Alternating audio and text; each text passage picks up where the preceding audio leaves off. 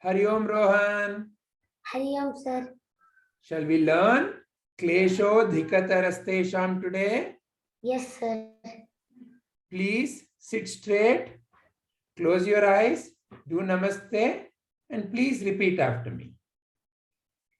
Klesho Dhikatarastesham क्लेशोऽधिकतरस्तेषाम् Avyaktasaktachetasam अव्यक्तासक्तचेतसाम् Avyaktahi अव्यक्ताहि Gatir गतिर्दुःखम् Dehavadbhiravapyate. देहवद्भिरवाप्यते. What this shloka essentially means is that in this existence, there are things you see, and there is something that you don't see, which makes all these things work. So, the nature of the existence is the unchanging. Your true nature is also unchanging. And your true nature is no specific form, like the existence. However, when we operate through this mind and body, it is very difficult for us to imagine and to be one with the formless.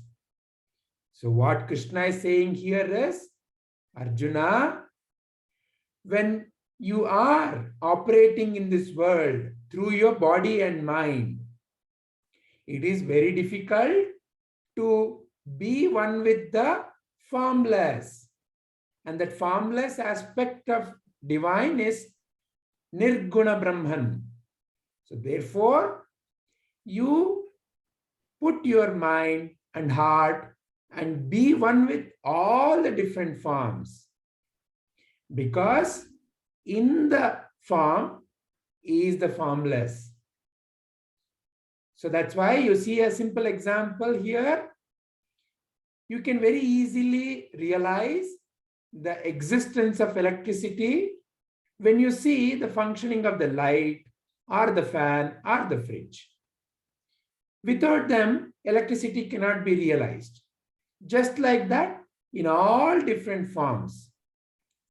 Whether you invoke the power of the divine in the form of Hanuman, or when you offer your respects and take care of plants and animals, like here you see as a Tulsi plant puja, or to the Ganga Arati is the photo that you are seeing. That is nothing but offering the respects to the goddess Ganga Devi. Like that, any form of this existence is pointing to the unchanging Krishnatva only. That's what Sri Krishna is saying here to Arjuna. Is that clear to you, Rohan? Yes, sir. Hari Om. Hari Om, sir.